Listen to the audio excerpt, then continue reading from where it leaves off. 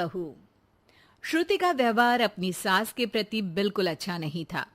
वो अपनी सास को सिर्फ घर पे बोझ ही समझती थी। इतना राशन लाना पड़ा इस महीने। पैसे आते हैं हाथ में और चले जाते हैं। और ऐसे में आपकी माँ के खर्चे अलग। ऐसा कितना खर्चा करवा देती है माँ, है? और वैसे भी तुम तो कमा नहीं रही हो ना।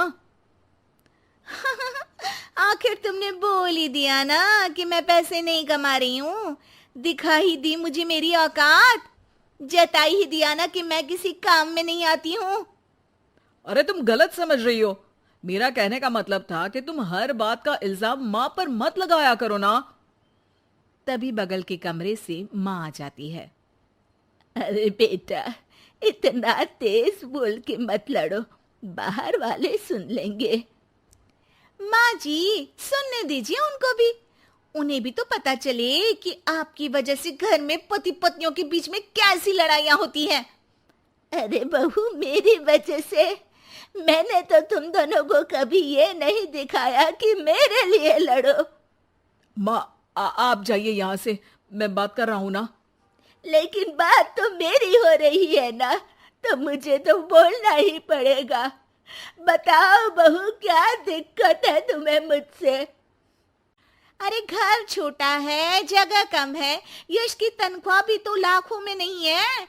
अब आपका एक्स्ट्रा खर्चा उठाना मुश्किल हो रहा है। माँ जी, आप यश के छोटे भाई के यहाँ चले जाइए ना कुछ महीने। एक्स्ट्रा खर्चा? अरे माँ है मेरी, हमने किसी को पनाह थोड़ी ना दी है। एक्स्ट्रा खर्चा क्या होता है? जब हमको चाइनीज खाना होता है तो माँ के लिए भी सूप मंगवाना पड़ता है। ये एक्स्ट्रा खर्चा है। घर की ईएमआई के साथ माँ की दवाई की भी चिंता करनी पड़ती है। ये भी एक्स्ट्रा खर्चा है। माँ को रोज कोई ना कोई बीमारी होती रहती है। इसी डर से हम कार नहीं खरीद रहे कि हॉस्पिटल में पैसे लग गए तो कहाँ से आएंगे।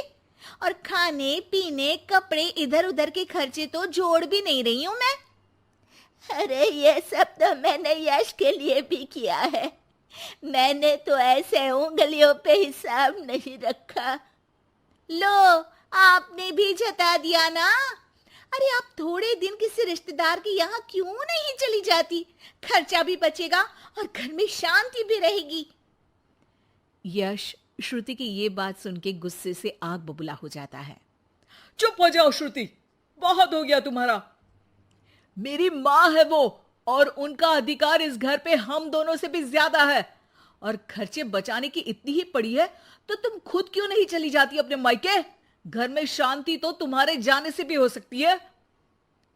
श्रुति ने ये नहीं सोचा था कि यश कभी उससे इतनी तेज आवाज में इस तरह से बात करेगा। अपनी सास के सामने यश ने उससे इतनी बेरुखी से बर्ताव किया कि श्रुति ने सोच लिया कि वो अब अपने मायके चली ही जाएगी। अगले दिन जब यश ऑफिस गया हुआ था, उस वक्त श्रुति वहां से मायके चली गई। माँ, कैसी हो? अरे बहू के राज में जी रही हूँ बेटा, अच्छी ही हूँ। तू बता, अचानक कैसे आ गई? अरे सास से खिटपिट हो गई। मैं थोड़ी देर वहां नहीं रहूंगी घर में तो अकल ठिकाने पे आ जाएगी उनकी। हाँ हाँ, जितना रुकना है रुको, आप ही का तो घर है। अरे भाभी, कैसी हो? दिखी ही नहीं तब से। आपकी माँ के लिए दवाई खरीदनी थी तो लेने गई थी। माँ, तबीयत ठीक नहीं है क्या? अरे बेटा, बुढ़ापा है, बीमारी तो आनी ही है। अरे पर आप तो एकदम तंदुरुस्त रहती थी, आपको कैसे कुछ हो सकता है? आप खुश तो हो ना माँ? ये क्या बात हुई? खुशी तो रखते हैं, कोई रुलाते थोड़ी ना है आपकी माँ को। हाँ बेटा, खुश ही हूँ। माँ ये कहते हुए जरा भी खुश नहीं थी। थोड़े दिन श्रुति वहां रुकती है। एक दिन जब वो अपने भाई के साथ बाहर से कुछ सामान लेकर कार में आ रही होती है, तभी भाई पूछता है, कब जाने का प्लान है? अरे भैया, अभी तो आई हूँ। हाँ हाँ, वो तेरी भाभी पूछ रही थी कि कब जाने वाली हो। मतलब जाने से पहले बता दोगी तो अच्छा रहेगा। हम तैयार रहेंगे। एकदम जाओगी तो बुरा लगेगा ना। हाँ भैया, बता दूंगी भैया। अच्छा, वैसे हुआ क्या था तुम्हारे और तुम्हारे पति के बीच? हमारे बीच कोई लड़ाई नहीं हुई थी भैया। वो तो सास की वजह से लड़ाई हुई, इसलिए आना पड़ा। आप चिंता मत करिए, मैं जल्दी चली जाऊंगी। अरे नहीं नहीं, रुकना। अरे तू घर में है तो शांति भी रहती है।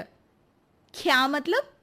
अरे मत पूछ श्रुति, आए दिन माँ और तेरी भाभी में नोक झोंक चलती ही रहती है। तेरी भाभी का कहना है कि माँ का खर्चा बहुत होता जा रहा है घर में। अब माँ की क्या गलती है? बीमारी किसी से पूछ के थोड़ी ना आती है। तेरे सामने वो कुछ नहीं बोल रही है, तेरे जाते ही माँ को ताने मारने लगेगी। और आप कुछ नहीं बोलते? मैं बोलूंगा तो मायके चली जाएगी गुस्से में। श्रुति ये जवाब सुन के चुप हो जाती है। उसे एहसास होता है जैसे ये उसकी भाभी की नहीं, उसी की बात हो रही है। पर भैया, आपकी तो इतनी अच्छी जॉब है, पैसों की कोई दिक्कत नहीं है, फिर भाभी को क्या दिक्कत है? अरे किसी को पालने के लिए मन में प्यार होना चाहिए श्रुति। जेब का पैसा भी जरूरी होता है, लेकिन नियत हो तो कम में भी खुश रहा जा सकता है। श्रुति उसके बाद कोई सवाल नहीं करती है और जाके सीधे अपने भाभी से कहती है, भाभी, आप माँ को अच्छे से नहीं रखती हो। भैया इतना कमाते हैं, फिर भी आप माँ को सिर्फ इसलिए ताने मारती हो क्योंकि उनकी बीमारी के कारण घर से पैसा जाता है। आपको मेरी माँ से लड़ना नहीं चाहिए भाभी।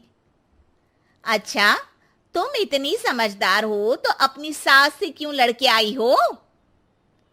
श्रुति की आंखों के सामने वो सारे पल आ जाते हैं जब जब उसने अपनी सास को परेशान किया। वो उसी वक्त अपना सामान पैक करती है और जाने लगती है। अरे तू तो रुकने वाली थी ना श्रुति। जाना पड़ेगा, सासू माँ बीमार रहती है, उनका ध्यान रखूंगी माँ। अरे पर तू तो उनसे लड़के आई है ना। माँ, मैं ये सोच के आई थी कि मेरे बिना उनकी अकल ठिकाने आ जाएगी पर मेरी ही अकल ठिकाने आ गई। और मैं अपनी सास का ध्यान रखूंगी तभी तो अपनी भाभी को ये बोल पाऊंगी कि वो भी अपनी सास का ध्यान रखा करे। श्रुति को कोई नहीं रोकता। वो वापस अपनी सास के पास चली जाती है। अब श्रुति और उसकी सास कम चीजों में ही ज्यादा खुशी के साथ रहने लगते हैं।